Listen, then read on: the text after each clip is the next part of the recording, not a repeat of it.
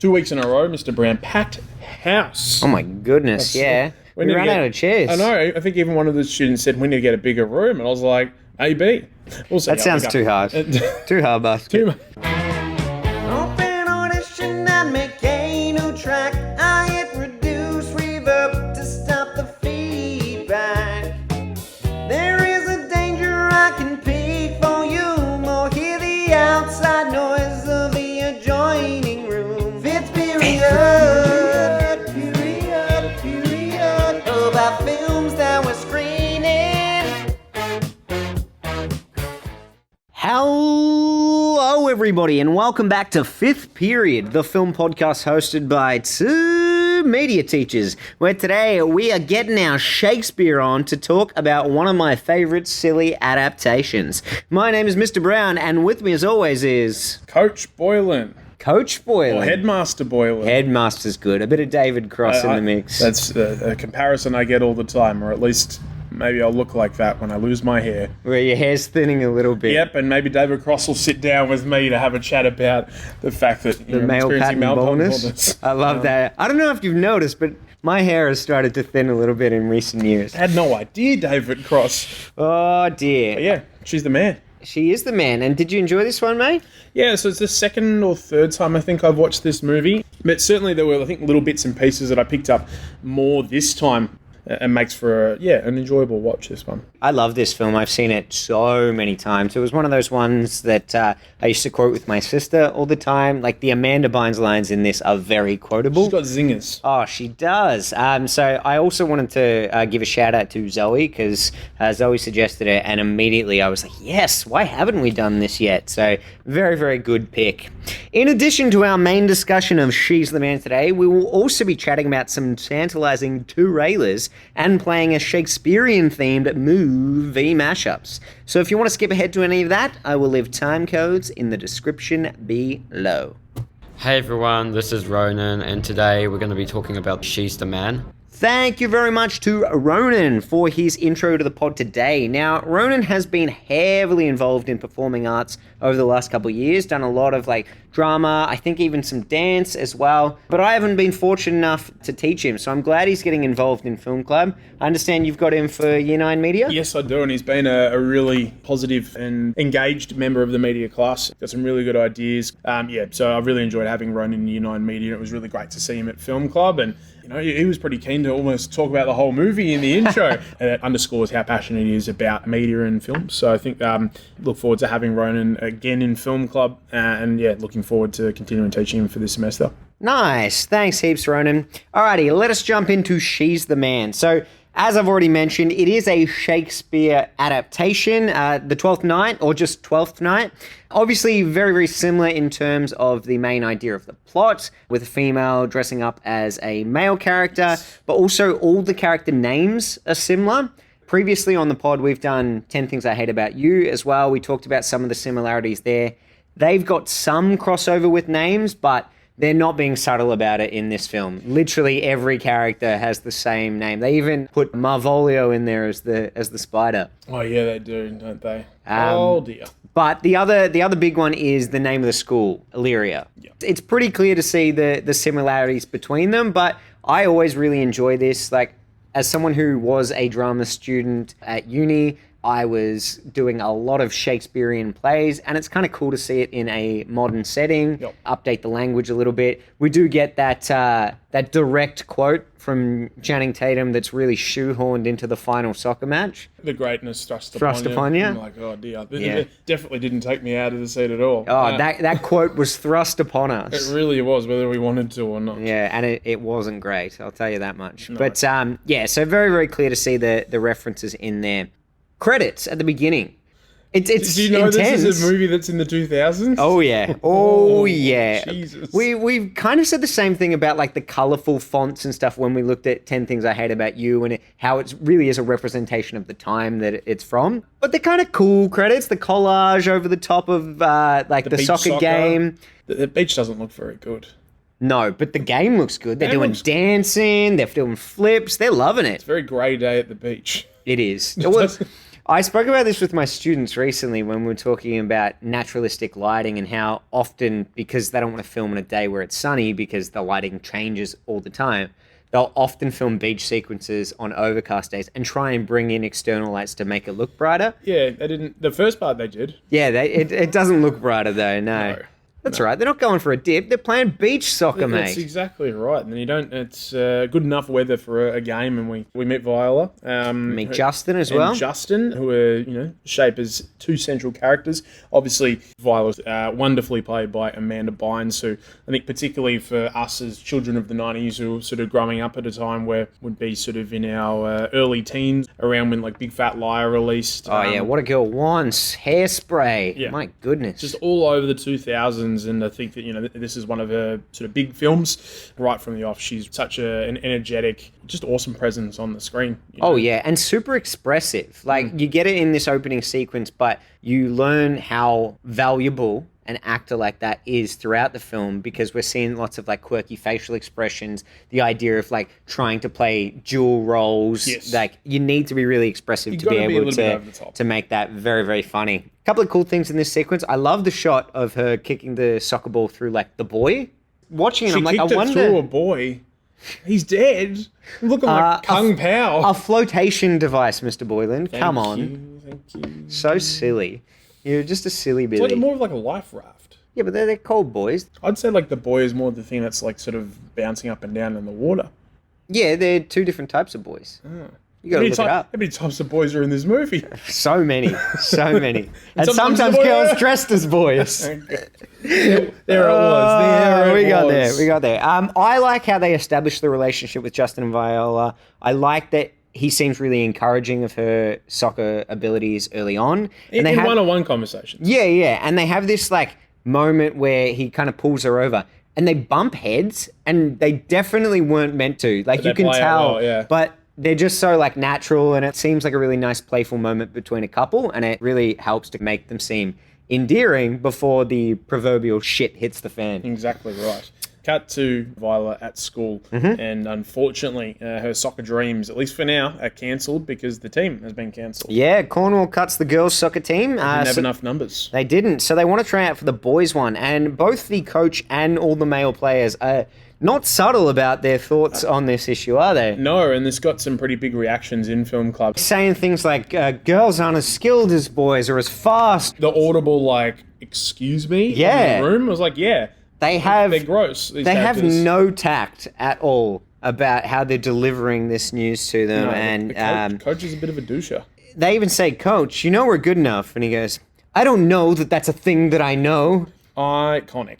It's all really cutthroat. And then... Well, even if he thought this, though, why not just let them try out? See what happens. Well, that's exactly right. If they try out and they're not as good as the boys, well, then you go, okay, well, you didn't make the team, but at least give them a shot. Yeah, and they don't even get that shot. Well, ironically, when she tries out for the team at Illyria, she isn't good enough, and she has to kind of work to get there. Exactly. But obviously Viola's trying to, or Viola, well, I'll probably do both pronunciations through the pod, looks for support, obviously, with the team captain, Justin, her boyfriend, saying like, hey, I need some backup here and stuff like that. And he immediately, also thinks it's ridiculous. And she's confused because, like, it's not what you said yesterday. You said I was better than half the people on the team. And I never said that. And then the team are, like, looking at him as like, bruh, did you really say that? Bruh. Radical, man. Radical, man. Like, you wouldn't say that, like, women are better than That's men. That's totally ridiculous. But yeah, he basically backs away. Yeah, and he basically says, end of discussion. She goes, fine. End of relationship. Whoa!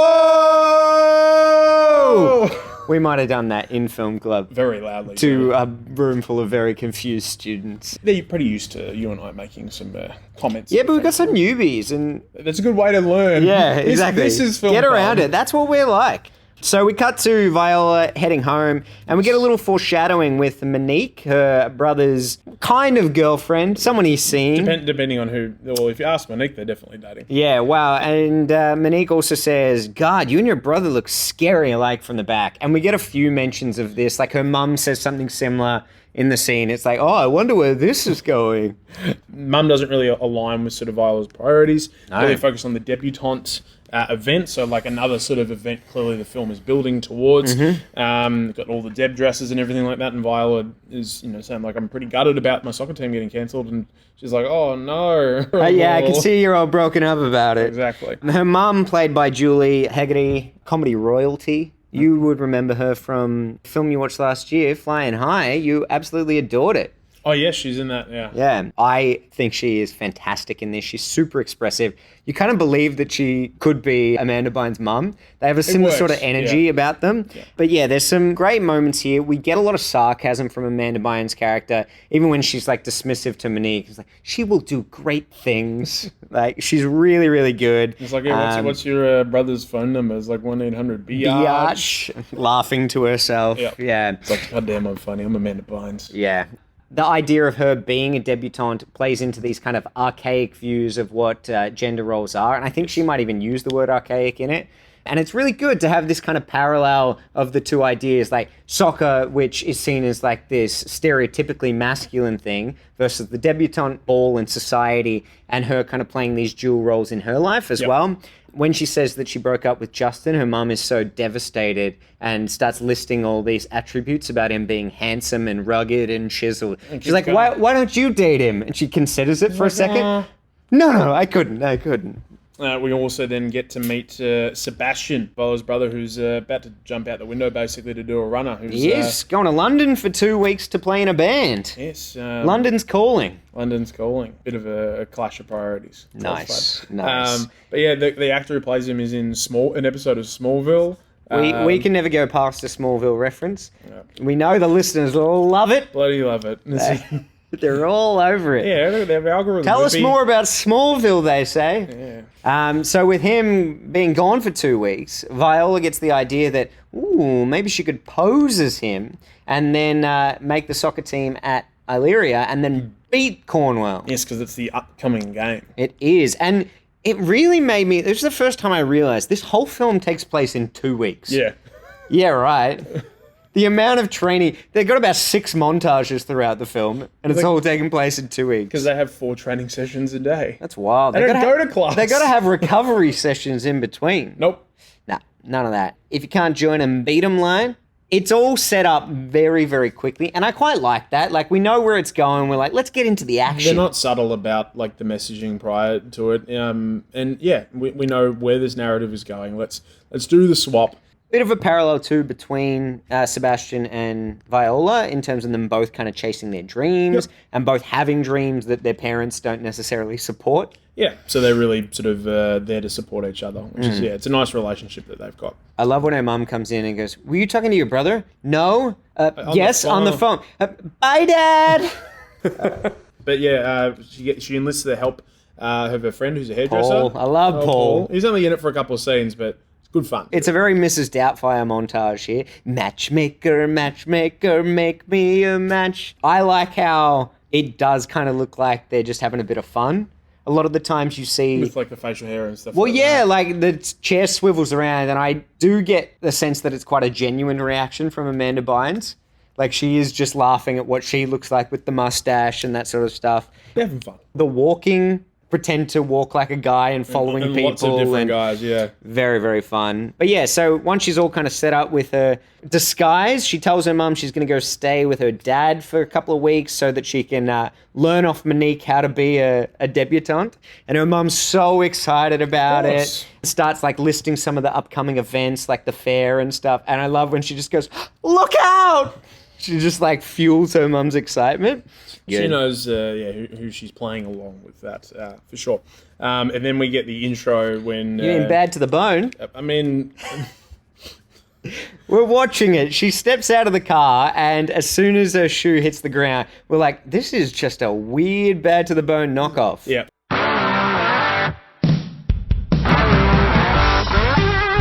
There's a discount... Timu Bad to the Bone. And it's like, it was written for the film, so I suspect that's exactly what they were going for. It's called She Is the Man, with a capital for is. Whoa, that's pretty rock and roll, Oh my God, tell me about it. Woo!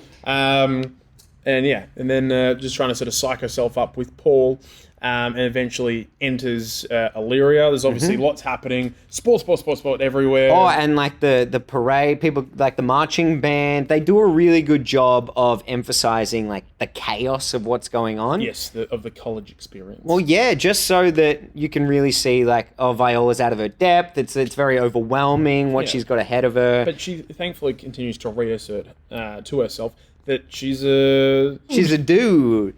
She's a hunky dude. She's a badass hunky dude. There's some nice reassuring words from Paul as well. Viola says, "What's up?" to someone, and he knows. It's like, and they're talking over each other. Like, I did not go through all this trouble. It's really good. I love it when they do that in films. We talked about it maybe with The Incredibles last week, when characters are talking over the top of each other. Obviously, it's a lot harder to direct, like the way that it's written to do that, to instead of just being like, you say a line, then I'll say a line, then you say a line. It makes it more organic. It gives it more personality too, and I really love that. And then once Paul kind of talks her off the ledge, gives her a hug, and then someone walks past like, get off me. What about the look of Viola as Sebastian? Almost like a Beatles, like Gallagher-esque, like haircut. And I stuff mean, like it's that. Sebastian's hair. Yeah, I mean that is what he looks like. And so you do have to suspend some disbelief, I think, a little bit, that every single character doesn't think that, like, oh, got some feminine features, but at the same time, all these characters haven't met Sebastian, so it kind of checks out. Yeah, well, absolutely. And I think you have to suspend more disbelief later on when they actually meet Viola as well. And you're like, well, that's clearly the same person. It's kind of a similar sort of scenario to the film White Chicks. You just go like, all right, whatever. Let's go along They think they look identical, I guess. If they can think it, we can. I read a behind-the-scenes interview with one of the creators of White Chicks that was doing the production design, or maybe it was even the director. And he was like, well, originally we had it looking like almost identical to the girls, but we were like, we don't want people to actually get confused between them, so we paired it back. And I was like, sure you did. Sure you did. It was too realistic. It was just too realistic. Couldn't make the movie. Oh, dear. One more thing about the chaos as Viola's coming in. We get a nice dolly zoom. So there's all these really crazy tracking shots, and then we get like the dolly zoom in the hallway. Looks great. Really, really good. Time to meet the roommates. That's it. Roommate, I should say, and his mates. And his mates, yeah. And we meet Duke, played by Channing Tatum. This is the second like big movie that he'd done. Obviously, a year after Coach Carter had come out, same year that Step Up came out. So this is really sort of when he started to take off a lot. When he started to step up. Nice. Yeah. Step Up too. You know, bruh. Brethren? Did you hear the sneaky Wilhelm scream on the video game? I love it when they can chuck a Wilhelm scream in there. Anytime. Apparently, Amanda Bynes pushed really hard for Channing Tatum to be in this movie. Oh, really? He hadn't really done a lot. So, okay. And they just said, no, like, you know, the girls are going to love him. He's got, like, you know, good chops. Like, this will work. Mm-hmm. And, I mean, like, then sort of he never really looked back, I guess, from there. So. Oh, yeah. His comedy, especially, like, later on in the film, it's very evident. Well, because always people talk about, like, his comedic timing and, like, the Jump Street films. And it's obviously sort of after this, like, gets typecast, I'd say, like, a fair amount. Romantic lead. Yeah. Like, but he's got really good comedy chops. He does. Really, really good. Absolutely. And I think he's pretty sharp in this film. Obviously, he was really good in Coach Carter, but I find Channing Tatum to be a pretty underrated actor. So, absolutely. Yeah. We get a couple of moments of almost getting caught and stuff in this section. We see like all the things that Viola has to quickly come up with explanations for. The tampons for nosebleeds. It's a pretty quick one and a pretty big one. So rather than sort of get found out as, you know, a girl playing a guy, she basically has to accept the fact that everyone thinks that she's a bit weird. Yeah.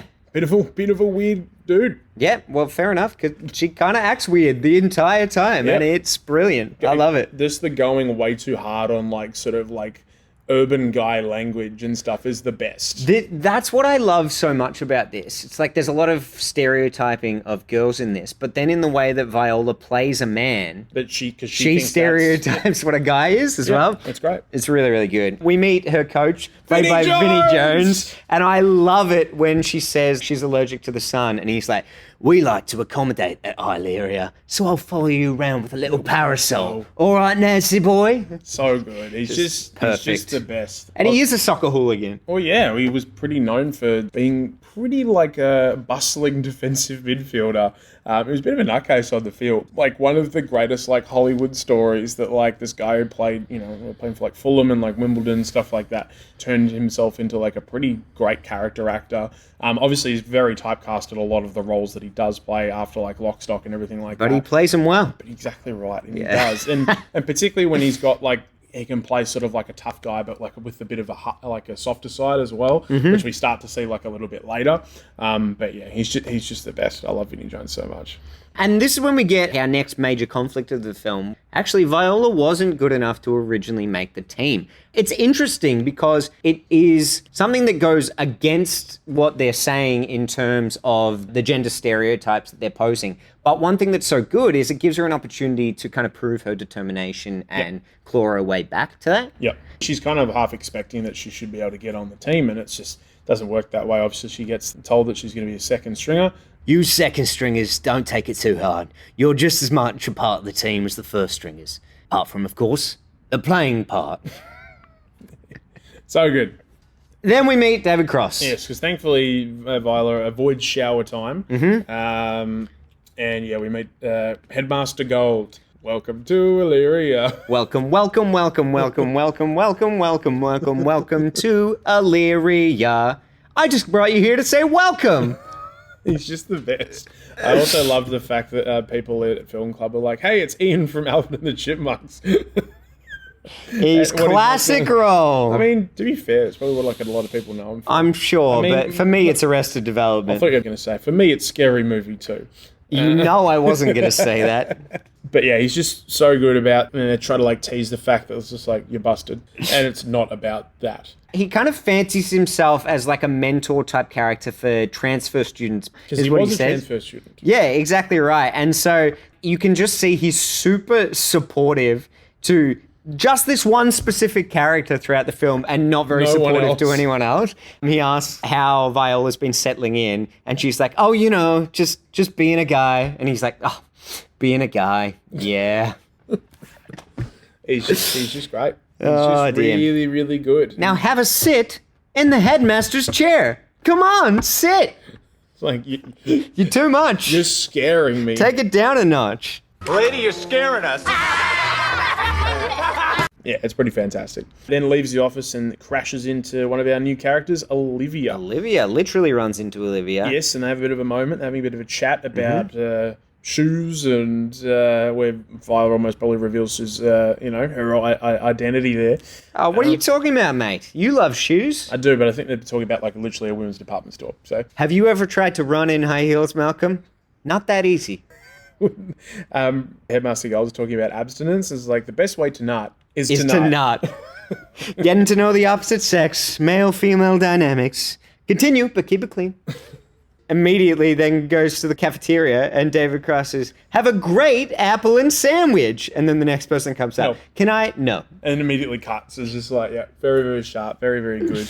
I wonder if they just got David Cross in for a day and was just like, all right, we're just going to film all these little episodic moments of you just being amazing. Yeah. So like, good. I've got it.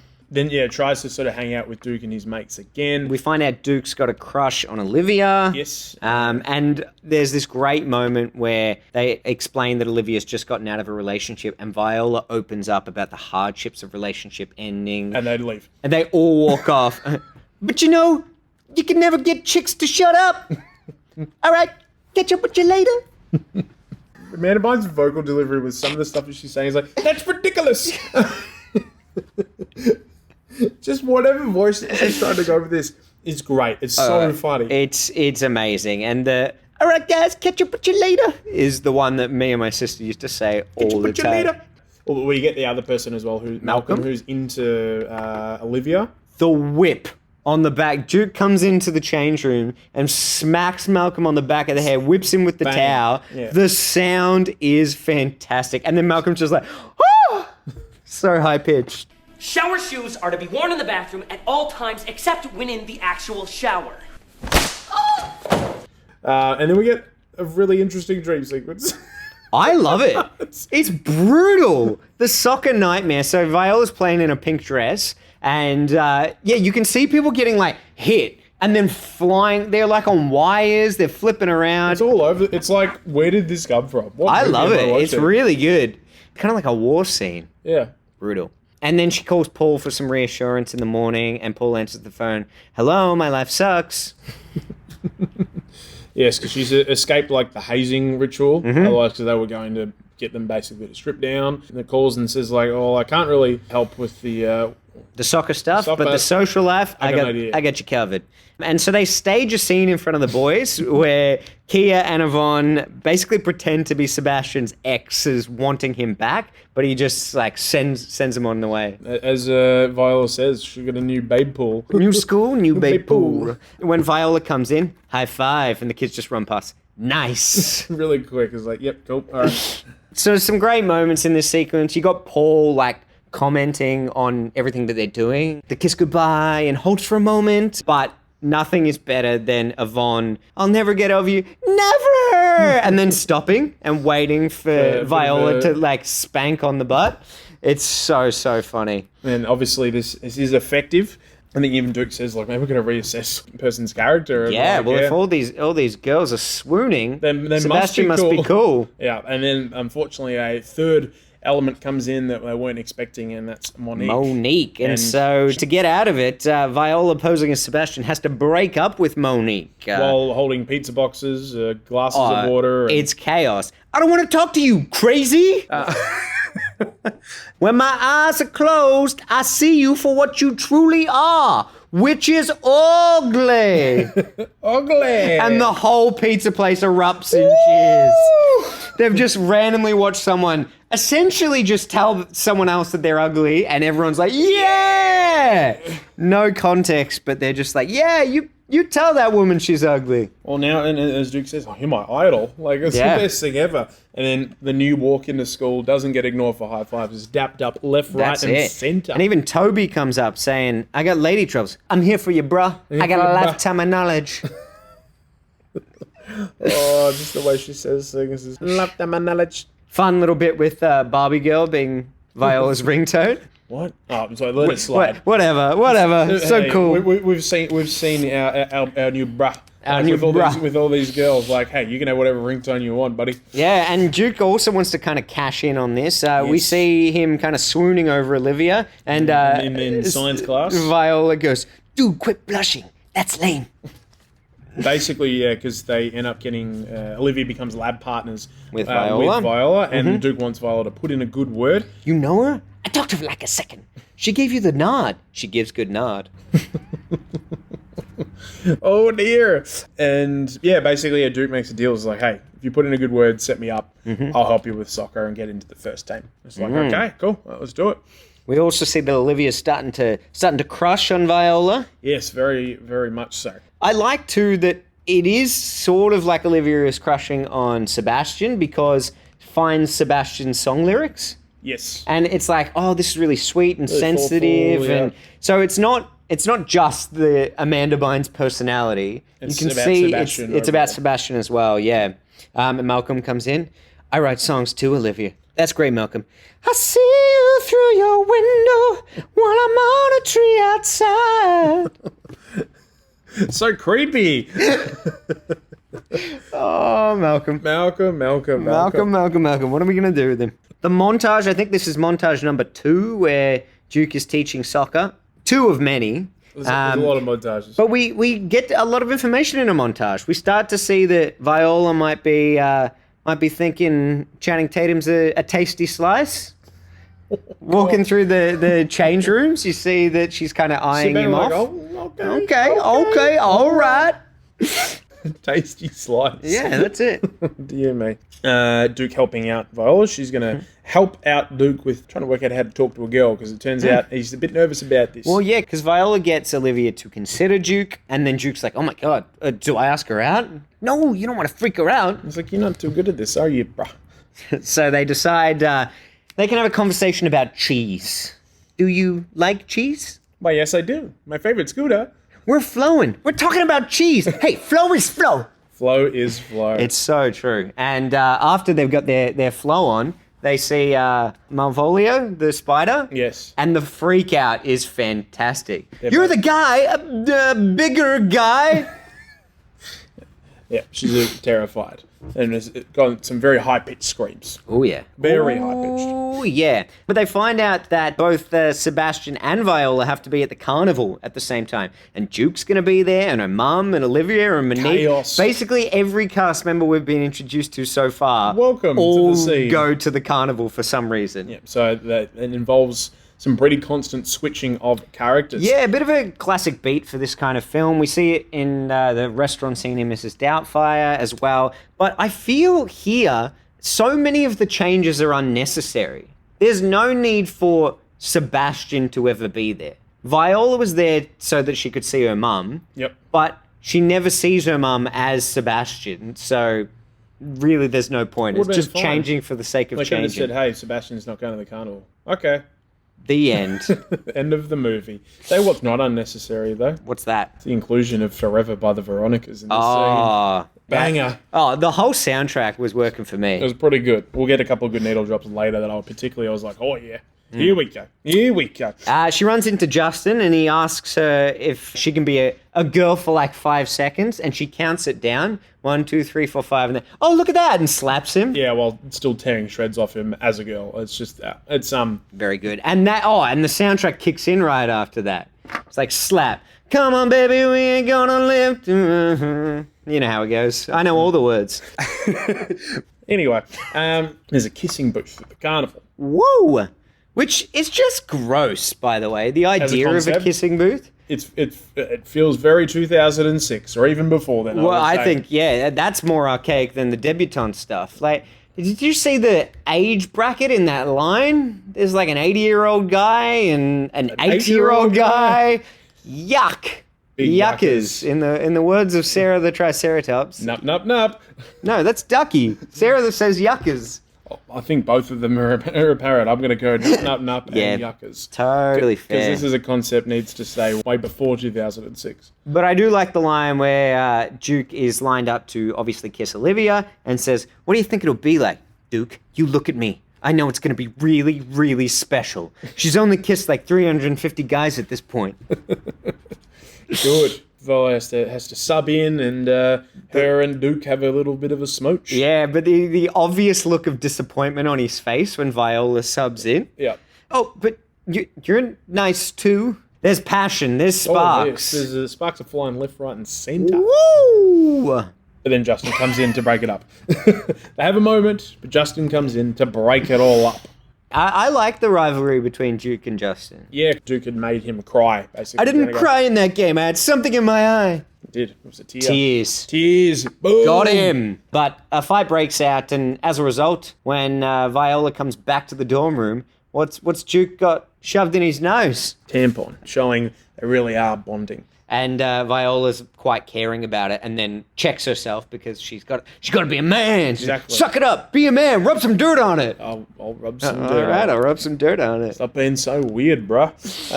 Oh, Yeah. it only gets weirder from there because you can see that Viola is championing the idea of Duke getting with Viola, which would be strange if her brother was that enthusiastic about it. I really want you to date my sister. I'd be like, why? If you want to kiss her, you just go ahead and kiss her. You grab her face, you just kiss the crap out of her. Like, Okay. Lady, you're scaring us. Nice and sloppy for you. Yeah, like the kiss. I'll be cutting that out. Oh, dear. But hey, we've gone 5 minutes. It's time for another trading montage. That's it. It happens a lot. It really does. It's like, hey, it's a sports movie, guys. Don't worry. One thing I want to mention about their conversation, though, before we move on to montage number 3, I love the line, speaking as a completely third-party objective with absolutely no personal interest in the matter, I'm not really sure that you and Olivia really mesh well together. Because we see this line used multiple times when clearly Viola does have a personal investment. Yes. But I love that it's followed up with, what does your heart tell you? It's like, what? I mean, which one would you rather see naked? Oh, dear. They're getting scouted by Mason, who's like sort of a little bit sus about what's going on. Mason? Who's the guy taking photos? Malcolm? Malcolm, that's the one. Sorry, I've written Mason. Too many similar names in this movie, but Malcolm is what I'm talking about. He's doing a bit of journalistic scouting, and yeah, Viola's crashing hard at the same time. But yeah, and then basically she hugs Duke just a little bit too hard. a bit too low as well. It's like, oh, hey, come on, man. Come on, man. We get sort of like Olivia, who's like trying to make Sebastian jealous. By going hard after Duke. It's bad timing because Duke was just about to ask Viola out, got the number and everything, and unfortunately Olivia swoops in and asks Pretty hardcore too. This is when I thought Channing Tatum's comedy chops were off the friggin' chain. Firstly, he goes to lean on the bar, slips and smacks his head. And then the way he opens the flip phone and then like bites his lip. He's a bit silly. It's great. Can I call you back because I got to change my feet? Don't you hate it when that happens? Oh my God. All the time. The right. All the right time. and the left. Vinnie Jones also tells Viola that she's made first string. Yeah. But then it turns into, I guess, a double date. It does. With Eunice. Eunice? Eunice. You nice. You nice. You know, bruh. You know, bruh. You Yeah, nice, bruh. it's Olivia's idea to do a double date because Olivia feels like, well, if Sebastian's around and seeing me flirty with Duke, then I can crank up that jealousy to 11. Exactly right. When they're on their double date and it cuts to the two friends at the restaurant, Sebastian's with Eunice? She must be hotter than I thought. Hey, how come when I wanted to ask out Eunice, everyone made fun of me, but now that Sebastian's asked her out, she's suddenly cool? Screw you guys, I hate high school. I hate school. Okay. I ship their romance hard. Eunice and what's his name? Toby? I think. Toby, it is Toby. And we can see how awkward the conversation is between Duke and Olivia. She is not interested at all and kind of mean. Like, obviously she's using him, but yeah, she's not even nice to him. Like, as soon as Sebastian leaves, she just storms off. She's like, well, this was fun. Anyway, bye. Bye. Yeah, and he's a bit gutted about that. Yeah. Obviously, unfortunately, a spanner starts to be coming in the works because it turns out that the real Sebastian calls Monique on the phone needing to talk, saying, hey, I've been in London for the last few weeks. Like, basically, we'll have a chat about what's going on. Uh-oh. A big rot-row ragging. No, that's going to lead to some farce. But before that, we get the little debutante society. Yes. And we see the faces she's making when she's like eating the chicken and chew like you have a secret. Let's hope that sound effect was audible in there. Hopefully not. And then it sort of all comes to a head as all things do, inside the bathroom where Monique, Olivia, and Viola just throw down. Well, yeah, because essentially Viola finds out that Olivia is only trying to make Sebastian jealous, and it's like, enough is enough, and that she's got to like tell everyone the truth. Then it's the throwdown. All goes all over the place, and then Mum comes in and be like, hey guys, what are you doing? It's not the mum. It was just the runner. Maybe it's someone's mum. Someone's mum running the event. Running the debutante society. The debutante society. There's some good sound effects in that fight too. The smack on the head, nice. It's a good fight scene. As you say, the real Sebastian gets back a day early, and Olivia confesses her love and kisses him because obviously they look identical. You wouldn't be able to tell the difference. No, especially from the back. That's how he gets out of the cab, just from the back. And that's how she kisses him, right on the back of the head. Mwah. Unfortunately, Duke oversees and cracks it at Viola, who is understandably confused, not knowing that Sebastian has even returned. He's got no idea what he's talking about. Wait, now I really don't know what you're talking about. Then Malcolm and Monique find out what's happening and team up to take Viola down. And the big games the next day, oh my God, it's all coming out. It's all coming out. It really, really is. They tell David Cross too, and he invites Viola's parents along to see it all unfold. Exactly. It's all the main players for our last little act of the movie. The real Sebastian is like, oh, nice for you to set up my room for me and stuff. And he gets into bed, and obviously, from behind it is the same back of the head. Same, yeah. It's the same. The blokes like throw the soccer ball at him. He's like, hey, like game's time, let's go. And he's like, and he just goes along. Yeah, and I love the fact, like, to further sort of hide who these characters are, they have to wear face paint to play soccer in like an important game. That's so impractical. I made the same comment. It looks ridiculous. Like, why would you do that? It's going to run. It's going to sweat. Yeah. It's not going to be a good time. So it's a good time. Sebastian trying to play soccer? Yeah, while All American Rejects Dirty Little Secret plays. Yeah. He is so bad. Him trying to kick it, very funny. He's fallen on his face. Viola has crashed the night with Eunice and overslept. So, missed the start of the game while the real Sebastian is playing. She gets there and is kind of cringing from the sidelines watching it all unfold. But then we get the big moment. The headmaster stops the game for the big reveal. I played soccer once as a young man. Or was it chess? One of those lines. But I love that he decided to do all of this in such a public forum instead of calling them into the office and dealing with it. It's like he has to showboat it. Yeah, I mean, like, he's Headmaster Goals. That's what it. He does. Yeah, not Headmaster Silver, Headmaster Gold. He doesn't do it second best. No. It basically says, like, okay, like, you're a girl. Like, I'm not a girl. Yeah, oh, yes, he is. A big girl. That big girl. And then it's just like, if you're not a girl, prove it. And Sebastian's like, righto, and drops his pants. Yeah, again, I feel like that wouldn't be the logical way of proving anything. Not at all. Not at all. You look really upset by The whole scene's just like really just a bit too much. Is it just me, or does this soccer game have more nudity than most? And then the dad's like, that's my boy. I was like, why are we celebrating this? Yeah, it's a strange reaction. David Cross turning to Malcolm afterwards with the megaphone. Malcolm, could you shed some light on the situation? So they all leave, and then, the game continues, but Sebastian is benched for the time being. And it's not until half-time that they're able to do the old... the old switchery-ditchery. That's what they call it. You know. It's a sporting term. I was impressed with how much of that face paint Viola was able to transfer onto her face. Bam. Okay, done. Nailed it. So it's all tied up at 0-0. 0-0. Yeah, well, that's what they say. They say nothing but a couple of goose eggs. That commentator, he's incredible. He's doing it all. He's having a good time. But Viola shouldn't be able to really get on the ground. No, but convinces the coach, like, oh, come on. And that's it. He's like, okay, kick, kill. Yeah.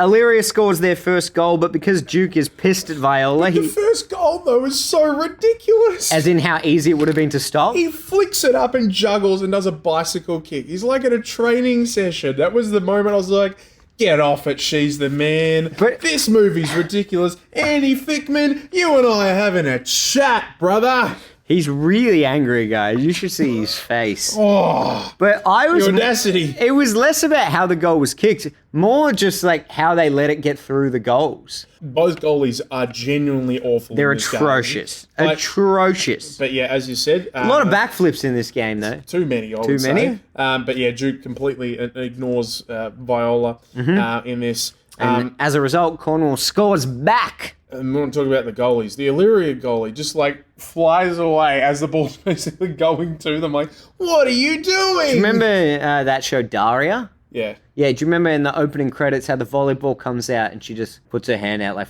10 seconds later? It's that. Daria would get a job in the goals, basically. Oh, yeah. What a mashup. She's the man in Daria. You know our listeners love our references to Daria. They're right up there with Smallville. Yeah, we've referenced Daria so much. Our references are out of control. You know it. Gets into like a little bit of fisticuffs between Justin and Duke. Vinnie Jones pulling down the guy Yes! limping. He's just... Vinnie Jones is walking in there like the damn Terminator. And he's just like, what are you doing? Bang. Get out of here. And then is throwing the mascots around. Oh, Vinnie dear. Jones is the GOAT. He's just having so much fun. David Cross comes in too with the megaphone and is repeating everything Vinnie Jones says. Get on and play some real football. Bunch of girls. Okay, guys, let's get out there and play football like a bunch of girls. Oh, so good. Basically, the game pauses because Viola finally reveals what's up. Yep, explains everything to Duke, and in so doing, reveals the secret to the entire stadium. But that's not all she reveals. She reveals she's gonna lox him. She what? She's gonna lox him. Oh, I meant more the nudity. Oh, I mean that too. In the literal reveal. Yeah. Like, no, girl, prove it. Like brother, like sister. They both don't Why? care. A bit of casual nudity. Anyway, Duke delivers that very shoehorned Oh my God. quote. Greatness thrust upon him.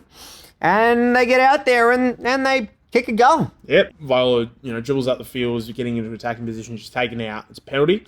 Foul. Yep. So big moment going one-on-one with Justin. Classic. It had to be. Classic. It's every sporting film, right? It's every Shakespeare play. Yeah. It's a drama. Wait, a penalty to end every Shakespeare play? Didn't you remember that from Othello, Macbeth, King Lear, Much Ado About Nothing? It was The Shakespeare Tempest? that wrote Teen Wolf, right? Yes. Yes, he did. Yes, he did. Yes, he did. It's saved initially by Justin. It then rebounds to Duke, who heads it back to Viola and who Finish with volleys classic home. Duke's flying kick thing that he's been teaching. Volleys home for the win. And then they celebrate after the game. They've got the win. Justin stacks it hard here. Pretty funny, wraps himself around the goalpost. Starts crying immediately. Yeah, he's not a happy camper. No. Viola's rectifying things with her parents. Oh, they're so proud of her, but not of Sebastian. No. Eunice and Tony get together. Oh, everyone pairs off. Olivia and Sebastian, Eunice and Toby, but not Viola and Duke. No, he's just not ready. And they can't, then they go their separate ways. And Sebastian officially moved in, obviously, at Illyria. Yep. Gives the gift of Gouda and also the invite to the debutante ball. Doesn't look like he's going to show. No, Viola's doing everyone's makeup and is like, okay, it might just not be my night, that's fine. And then she's outside and it's like, is it Duke coming through the forest? I can't believe you came. I'm so glad to see you. It is just some random gardener. I need to turn on the sprinklers. Yeah. But eventually, yes, he actually does rock up. They have a bit of a chat and have a bit of a smooch. And I guess she swaps colleges because she's permanently playing with the Illyria team. Yep, it's happening. That's how the movie ends. Wrapped in a nice little bow. Neat little package. But yeah, bit of fun. Oh, it's a lot of fun. It's wild. It's a very chaotic film. But, it kind of has to be when you think of the concept. Yeah. Yeah. You've got to steer headfirst into the chaos. I think they do it well. I think that I really like the leads in this film, but yeah, like I said at the top of the pod, the supporting cast is just terrific. Like all the little moments that all of these side characters have, I think, help flesh it out to make it quite memorable. And yeah, it's a good time. Absolutely. Alrighty. We race through that. Should we do some tantalizing trailers? Yeah. Tantalizing trailers.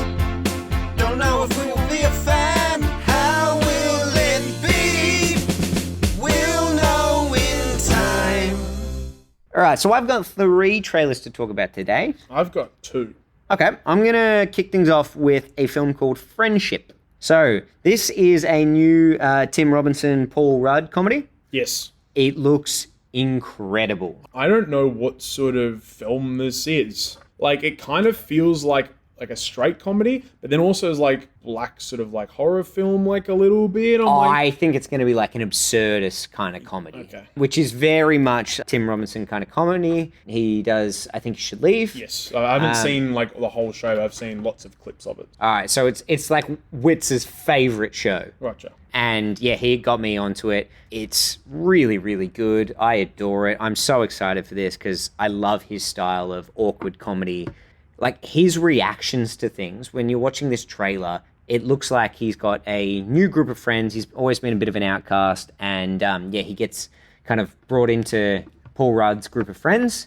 And then they're like, oh, no, we don't really like you. Yeah. And he's like, but you let me in. I've already grown accustomed to having friends. I'm excited by this prospect. And now you're ditching me? You can't do that.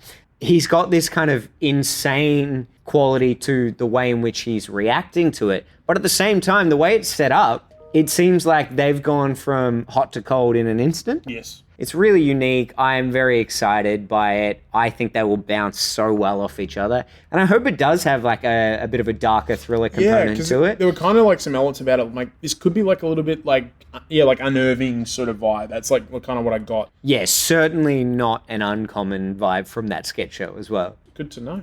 Okay. Well, I've only got 2 trailers to talk about. One of those is the movie based on the video game Until Dawn. Oh, that's my second one. Oh, cool. All right, let's talk about that. I'm really keen for this. I really, really enjoy the video game. I've never played the game. Oh, you got to. Apparently, this is a completely new story, but based on what I've read about the game, it's still the same idea. Yeah, it's still like sort of like taking place in the same universe and the same sort of mythology. It'd be very hard to do the original game, obviously, because it's sort of like a branching narrative sort of game where depending on the decisions you make, different things happen. Bit of a Bandersnatch. Yes. So it's an interesting one to do, but I really liked sort of the universe that it was set in this sort of remote valley. It's got like a bit of, some really classic sort of slasher tropes, but some like creature elements as well.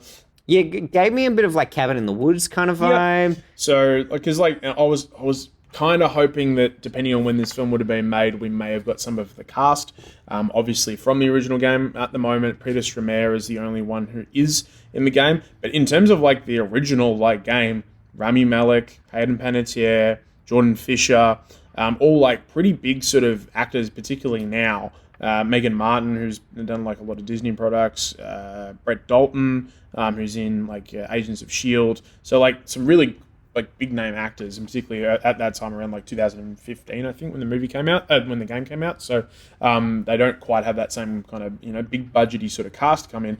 But I'm still looking forward because I think the trailer looks pretty cool. So I'm keen for this film. Awesome. My last one is a film called Boarderline.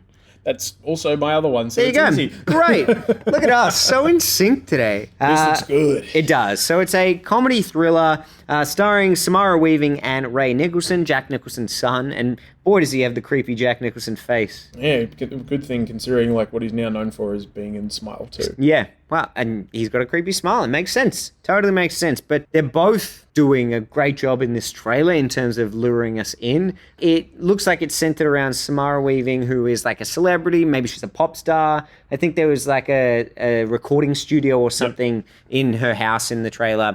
But essentially, Ray Nicholson just lets himself into the house and assumes like a life with her. And he's like, yeah, cool, we're going to get married. It's going to be great. But he's just like a stalker. Yep. He's never met her before, and fan. he's just broken in and has taken her hostage. What I found interesting though, it looks like maybe he was at like some sort of institution or something like that with other people, because as the trailer goes on, it looks like more and more fanatics come into the home and start joining in on the chaos. So look, we've talked about our appreciation for Samara Weaving many a time, especially in this kind of a role, like a ready or not badass, taking everyone out kind of thing. But Azrael as well, that I watched last year. She's just really good at this role, and I really like the fact that she still has a really good like appreciation for this genre. I hope that she gets some other chances to do some other stuff, because I think she's generally a terrific actor.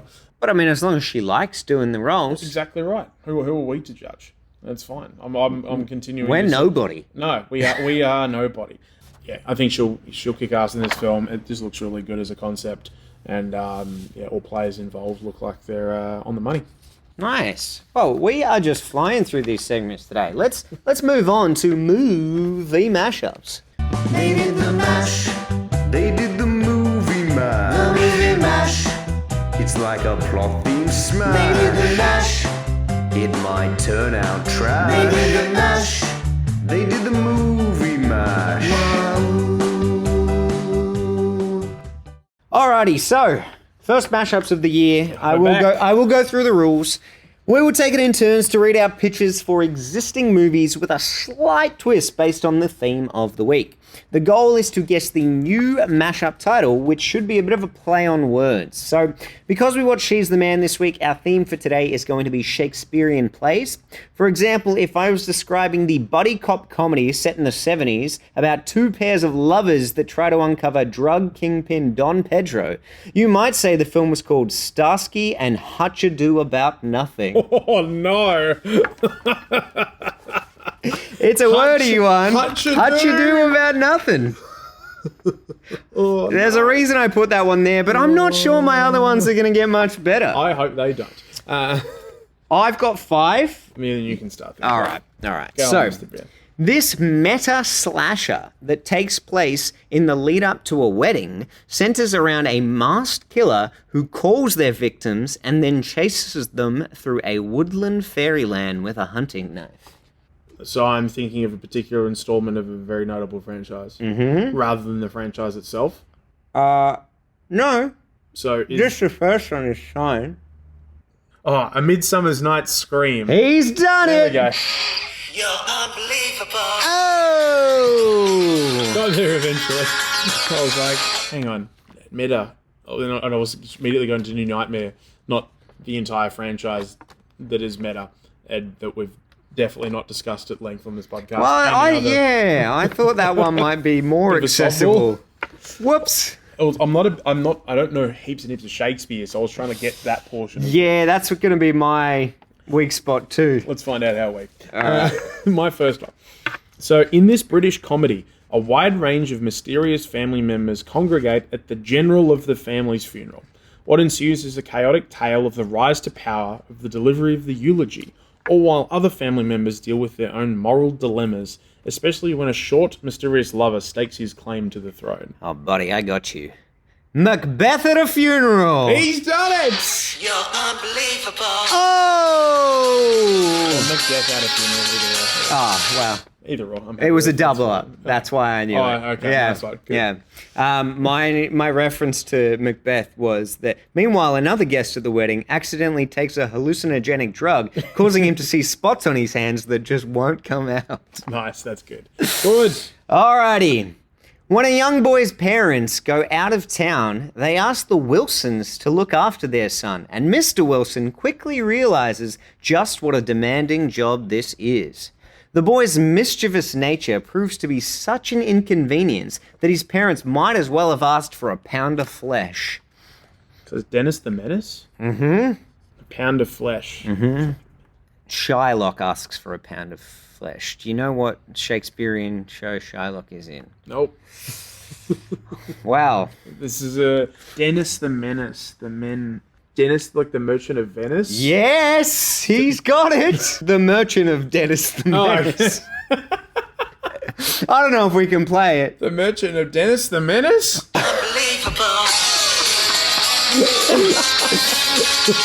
Oh man, they're wordy. They are wordy. It's because we're putting a play with a movie, so we have to fit in long titles together. Yeah. Yeah, unless you got one-word titles, it makes it really difficult. Yep.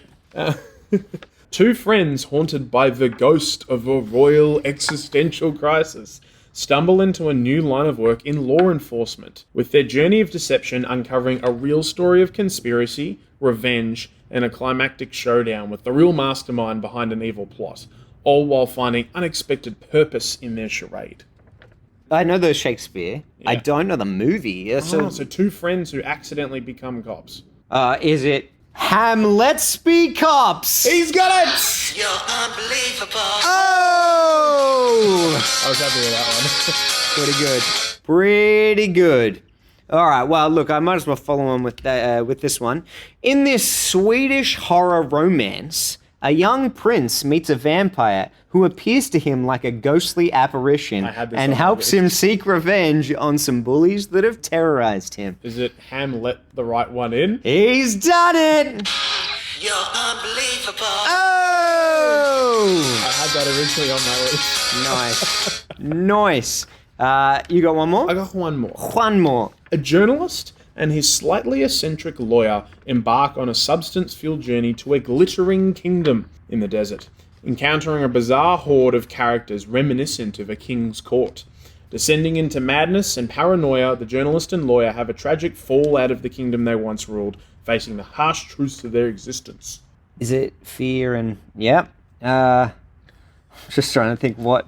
King Lear and Loathing in Las Vegas. He's got it! You're unbelievable. Oh! Nice. Fear and Loathing. Alrighty, here we go. A petty thief living in Los Angeles finds a new career selling video footage of grisly crimes to a local news director. Armed with a police scanner and disguising himself as the opposite sex, he jukes it out with competing crime chasers and pushes the boundaries to ensure he has the best footage. Is it 12th Nightcrawler? He's done it! You're unbelievable. Oh! We've come full circle. I thought I'd end with one of your favourite films and obviously a reference to the film we did today. Very nice. Always like it when you put some of my faves in there. I gotta Or mix like it up a little bit from Advent the... Horizon. Oh, yes. A classic. An absolute classic. That was Hall of Famer, that one. That was. Alrighty, guys. As always, I will remind everyone to like, subscribe, share it around, and make sure you're commenting with ideas for future films or maybe future segments you'd like us to do on the pod. And on that note, alright, guys, catch up with you later. Thanks, bruh. See you at the next film club.